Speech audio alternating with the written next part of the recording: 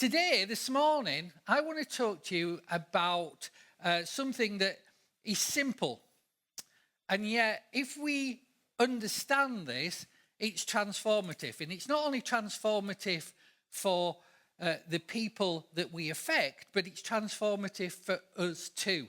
And what I want to talk about this morning is being for encouragement, being an encourager.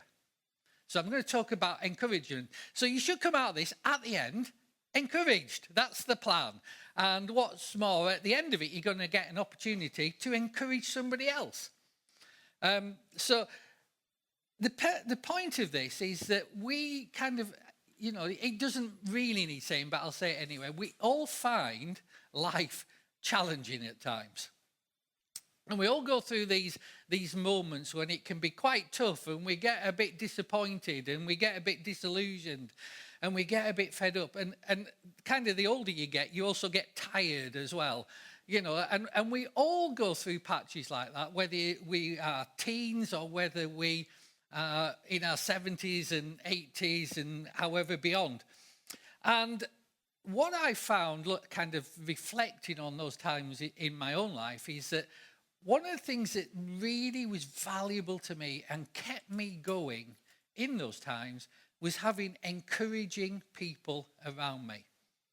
One of the things that, I haven't got this in my notes, so I'm going off piste already, but one of the things that Cheryl and I have both really valued over the years is having a few people who have made it their mission to be encouragers.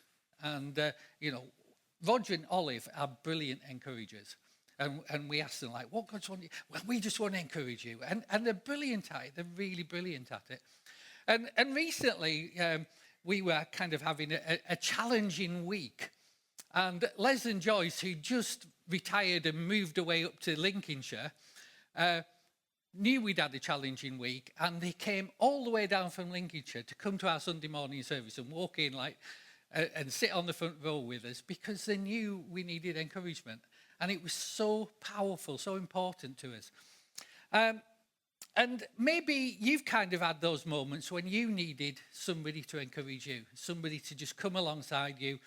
And if you've had those moments, which I'm sure you have, they kind of stick in your memory, don't they? That person was there at just the right time. And sometimes those moments are even pivotal in our life. They help us make a decision, or they encourage us to keep going when we would have given up, or they just pull us out of that disillusioned state or that down state that we were in. And often, encouragement just enables us to simply start trusting God again. Because there's something about an encouraging person that when you encounter them, they reflect God. And you go, that's what Jesus is like. That's what my God's like. That they're there. And being an encourager helps other people in all sorts of ways. And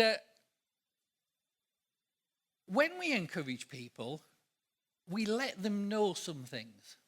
We let them know what we think about them, and that they matter to us. So I don't know if you've ever thought it out or thought about this, but when we encourage people, it kind of creates belief in the one being encouraged. It enables us to know, well, actually, these people believe in us. They see something of value in us. They think we can do it, even if we don't think we can do it ourselves. And sometimes they just let us see and let us know what we've already done and remind us of that. Do you remember when you did this? Do you remember when you did that? Well, you're going to come through this as well. You're going to come out the other side of this. And they just remind us of that. And they enable us. They create a belief in us so we can do it again, so we can go through it again. Being an encourager also builds confidence. A lot of us would be a whole lot more confident if we had a whole lot more encouragers instead of discouragers around us. It is not the mission of a believer to be a discourager. It is the mission of a believer to be an encourager. Because kingdom people should be confident people. We have a God who created the universe, and so we should be confident about that. We should be confident that he's there for us and that we can trust him, and he's going to be alongside us, and he's going to put the right people alongside us to do what we need to do in the future and going forward. So encouragement builds confidence. And when you encounter an encourager, when, I don't know if you realize this, but don't you just feel much better afterwards? Don't you feel like, actually, yeah, I can give this a go. I can do this. It's not as bad as I thought. And here's the truth, isn't it? When someone encourages you, you never feel worse afterwards. You always feel better. When you never feel worse after someone encourages you. And as people who follow Jesus and want to follow Jesus, that's just so important, isn't it? We are meant to be bringing the kingdom into people's lives. And we can actually make life better for people by encouraging them and being there for them. So I just thought I'd share a big thing that really encourages me from you guys. Okay? So I possibly picked the wrong morning to do it because there's people off on holiday and summer holidays and all the rest of it. But there's people who've come this morning that I haven't seen for ages. So I'm encouraged. And the big thing that honestly, the biggest thing that would encourage me as a church leader, any church leader, is showing up. Showing up is massively encouraging. Not showing up is really discouraging because I don't notice things as much as Cheryl, but he's kind of like, where were they this morning? Hope they're okay. How are they doing? I wonder if they're okay. Maybe we've upset them. Maybe they're...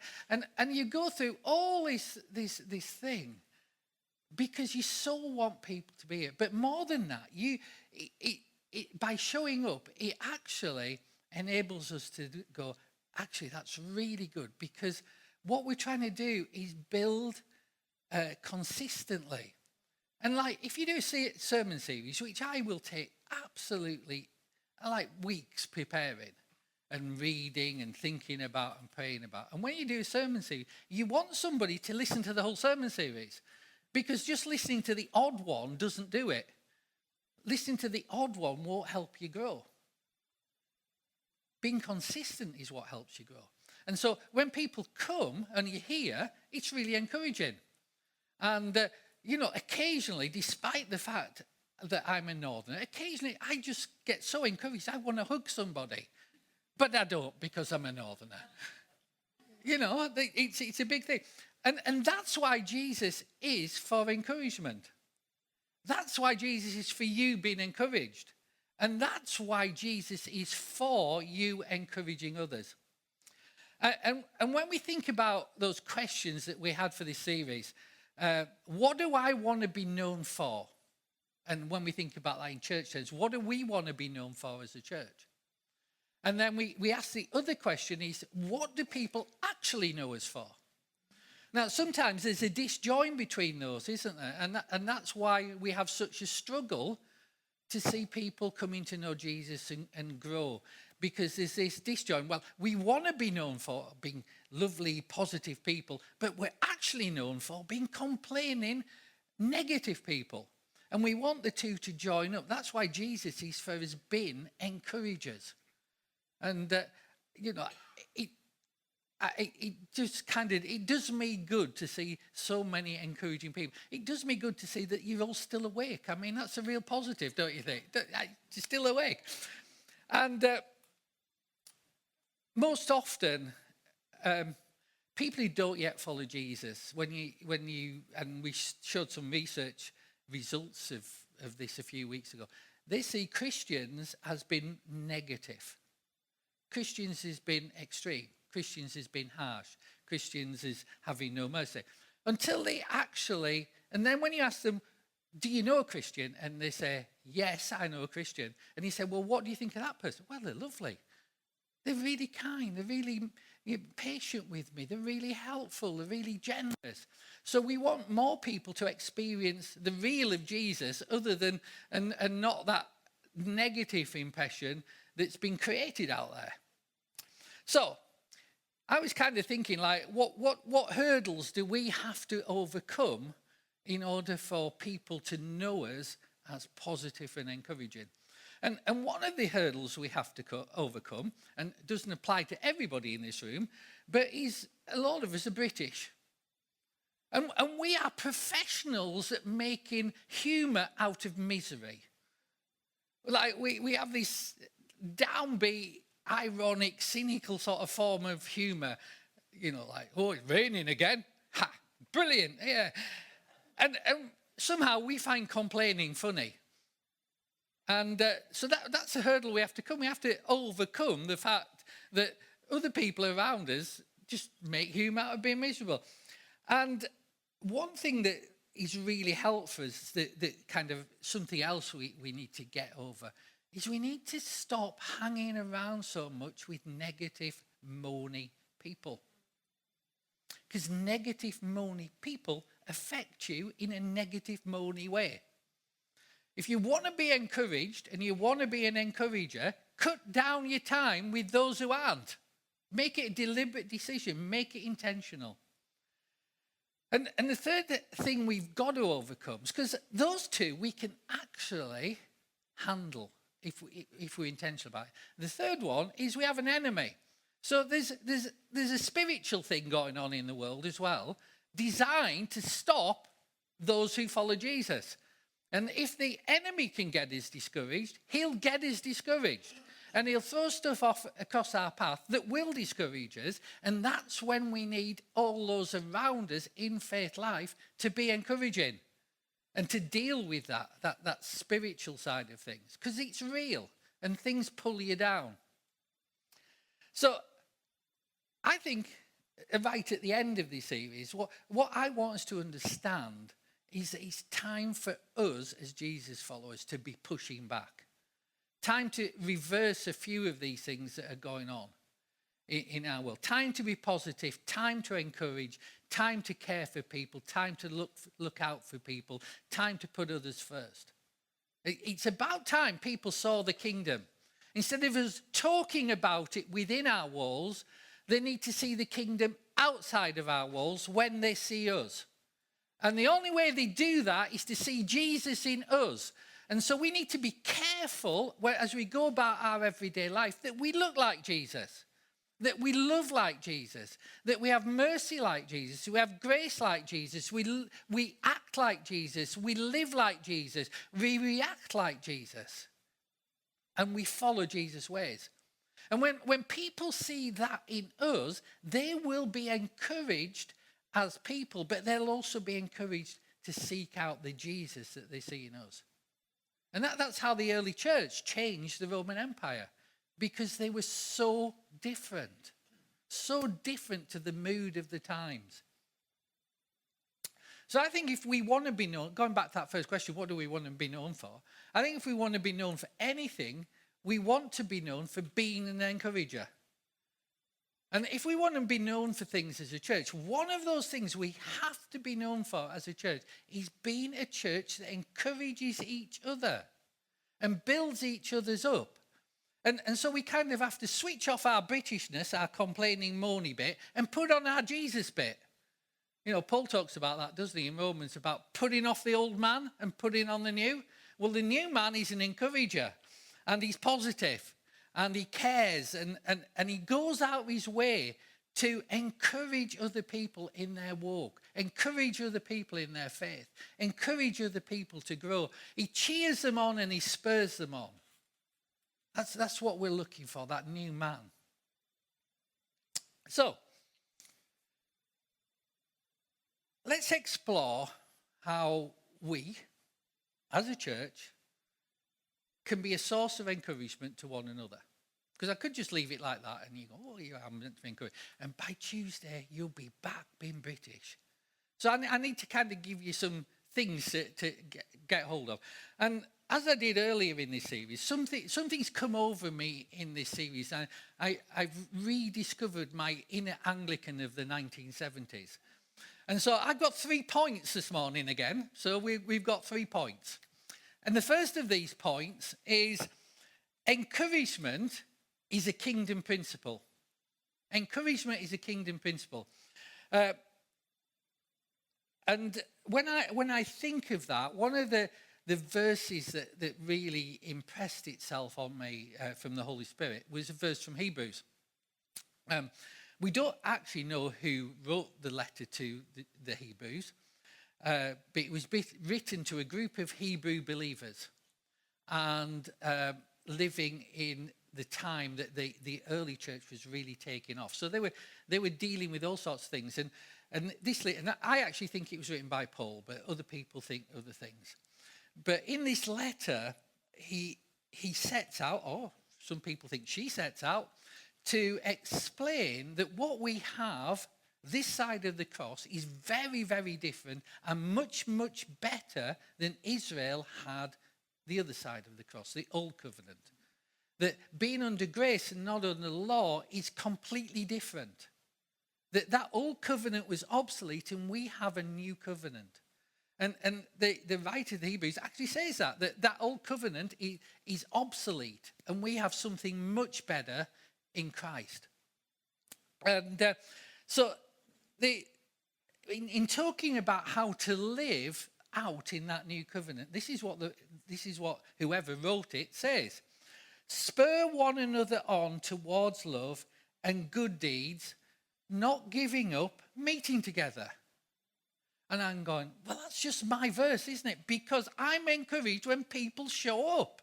I'm encouraged when people come consistently. That's a me verse. And somebody else who felt a bit like me is written the same thing. It's really encouraging to show off because then we can encourage one another.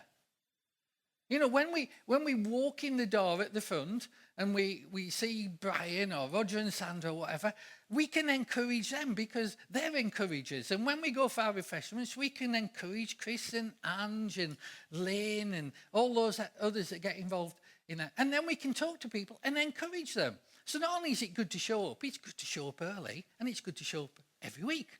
So that's kind of what he's saying here. There's an opportunity that perhaps we don't realize to turn somebody's life around and impact somebody's life just by walking through the door and encouraging them.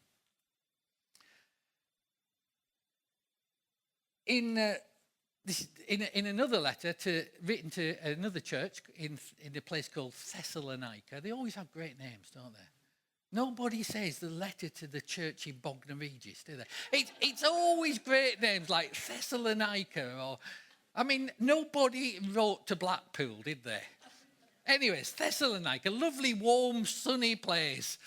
And the Apostle Paul, who planted the church here and started the church here, he's writing when he's somewhere else in the world, and he's writing this, and he's saying, therefore, encourage one another and build each other up, just as you're doing. In other words, you're already doing it, guys. Don't stop because there's a pressure to stop. And that pressure is coming from that old person that used to be around in front of you who's moany, complaining and negative and against everything and against everybody. And he's saying, don't stop what you're doing because you guys are encouragers and that's good. That's how it should be. That's powerful.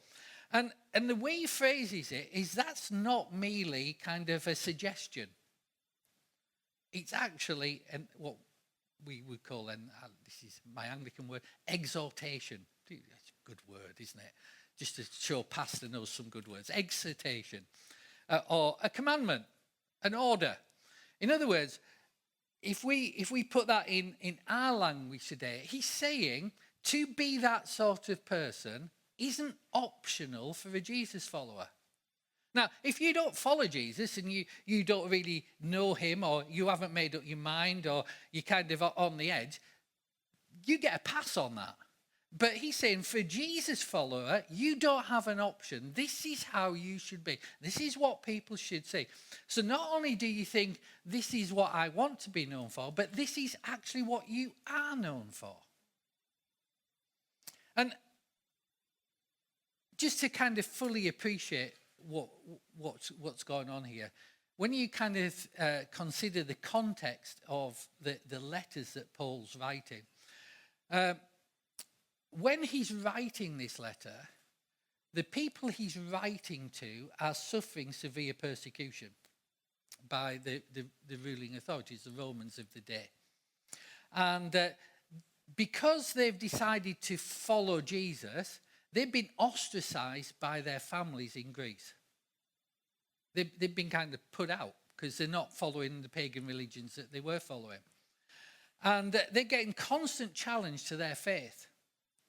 And in that sort of environment, encouragement isn't just a nice gesture, it's a vital lifeline.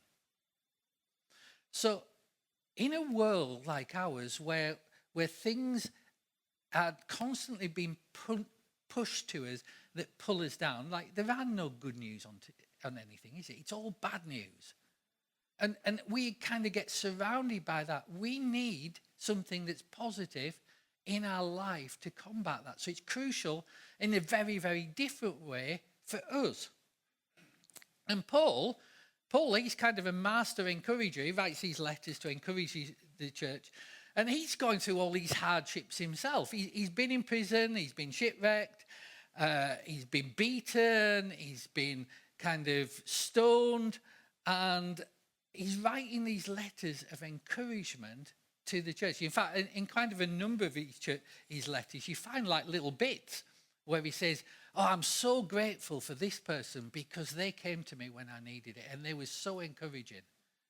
And this person, he brought my coat and that really encouraged me when I was in prison.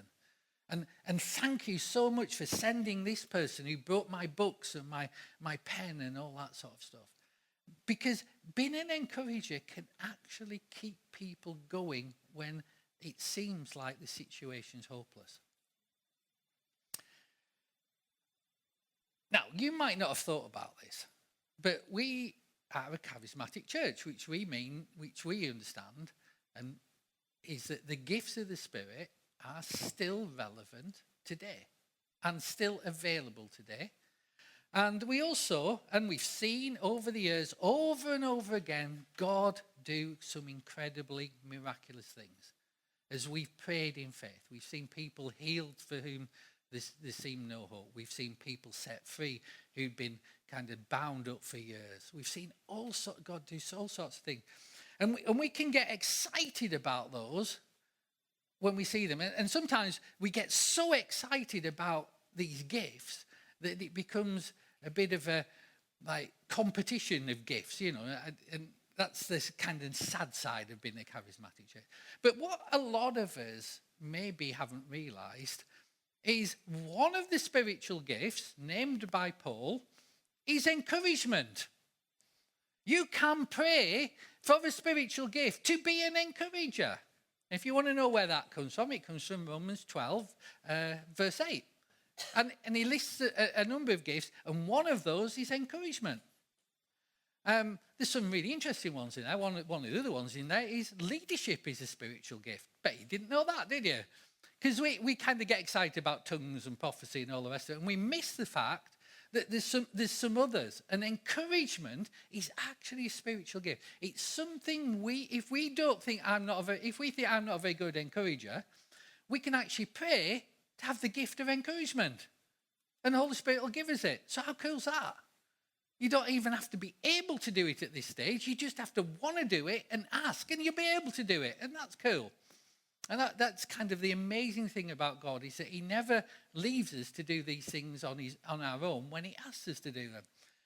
And you remember just the second part of this series when we looked at what the kind of anxious generation that is growing up in our world, those who are kind of between 15 and 30, and about this epidemic of anxiety that we find in that generation. And you remember, one of the things that I said in that is that as kingdom people, as people who follow Jesus, in a negative world that is producing that anxiety in that generation, in that epidemic form, we need to be a positive force. And a big part of being a positive force is encouraging and getting alongside those who are struggling with that anxiety and worry. So that's the first one. Encouragement's a kingdom principle. Because as kingdom people, we can turn that negative to positive. Second point, encouragement changes or transforms lives. And you might be able to think about times when somebody's words, or just when they were there, or they came alongside you, or just put their hand on your shoulder, or popped round just to cheer you up, changed your perspective on something, or gave you a new strength, or a fresh impetus. And Paul explains that in one of his letters to the church in Ephesus. And he says, when that happens, you are actually involved in changing somebody's life. And he says this to the church in Ephesus. He says, do not let any unwholesome talk come out of your mouth, but only what is helpful for building others up. So forget the first bit, because you wouldn't want to do that anyway, would you? You wouldn't want to be moany, complainy, critical, undermining sort of people. You wouldn't want to be that, would you? So we'll just forget the first bit of that verse. But the second bit of that verse is really interesting, because what it says is when we think about what will be helpful to others, and when we say that, it builds them up. And when you dig into it, like pastors do, and I do preparing for things like this, when you dig into that building up, it has this idea of kind of almost like bringing out this inward fire, this inward strength, this inward resolve, this inward consistency. And it kind of, it's not just a little thing, it's a big thing. And so if we all do that for each other, and don't do the first bit, if we all do the second bit, we'll be really strong people. People who can go through stuff, come out the other side, and come out better and stronger on the other side. And we can cheer each other on. So that's why it's so important. Now, the flip side of that verse is that you have to actually encourage. You have to speak encouragement. You have to say it. And you might think, well, I wish them well, and I think I really want all the best for them in their life. And of course, they must know that I think that about them. No, they don't. Encouragement that is left unsaid actually operates as discouragement. Because people don't know what you think. And people don't know if you're there for them. And they don't know if you're going to be alongside them.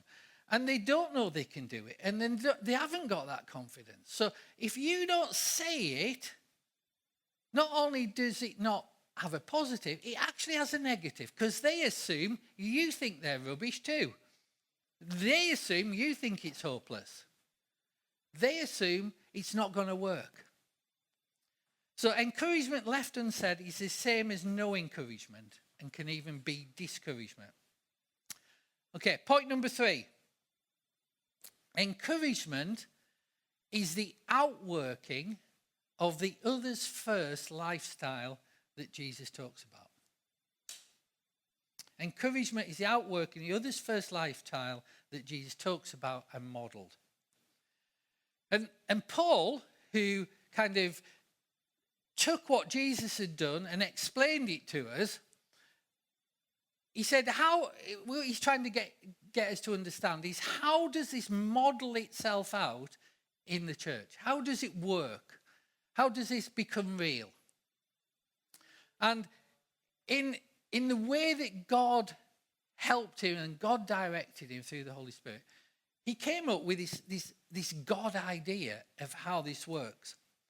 And underlying this is this idea that you can't consistently and sustainably encourage or be encouraged in the absence of what he calls a one another intentional culture.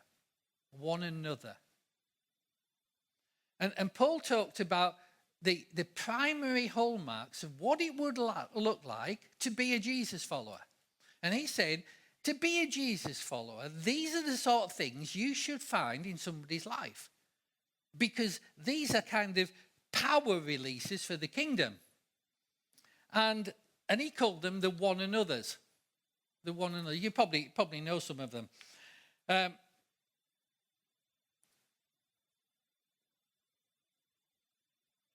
And if we could get this, then we would all live lives that count.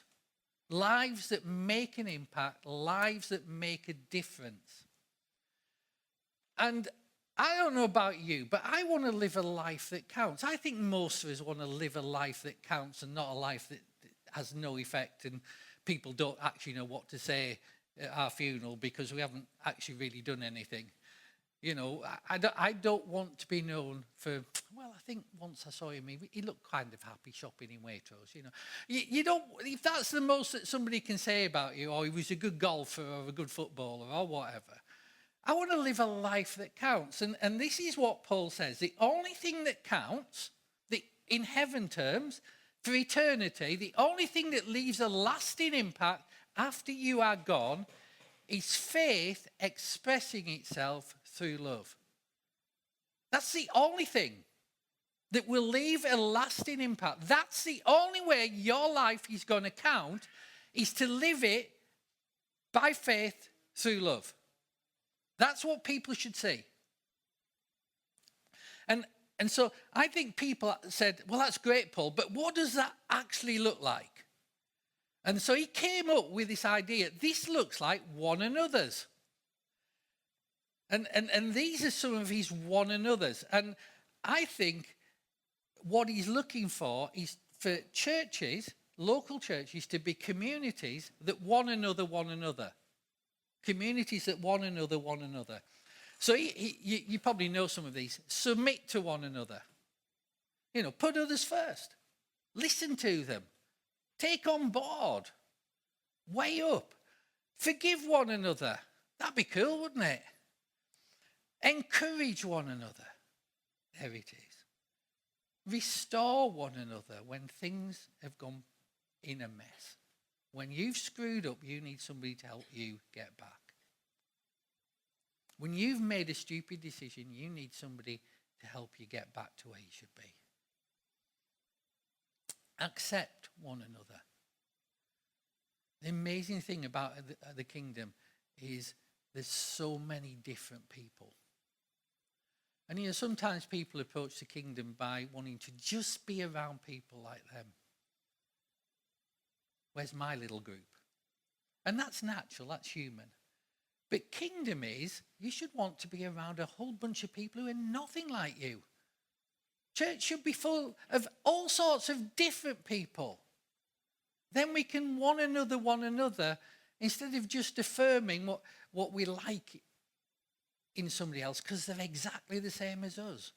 We can't learn anything from people who are like us, but we can learn a lot from a whole room of people who are all different and unique and amazing, just like God made them. That's why the kingdom's not about getting together a bunch of clones. The kingdom is about getting together people who are nothing like each other and letting them work out one another in between them. That's how it works. Care for one another. Bear with one another. Carry one another's burdens. And I think, and this is me, I think that if I'd had the opportunity to go, Paul, where did you get this list from? Where did this come from? And of course, if we're kind of good theologians, we all know it was inspired by the Holy Spirit and wrote it down. But something even deeper than that, I think, is the truth. I think if we asked him where he got this list from?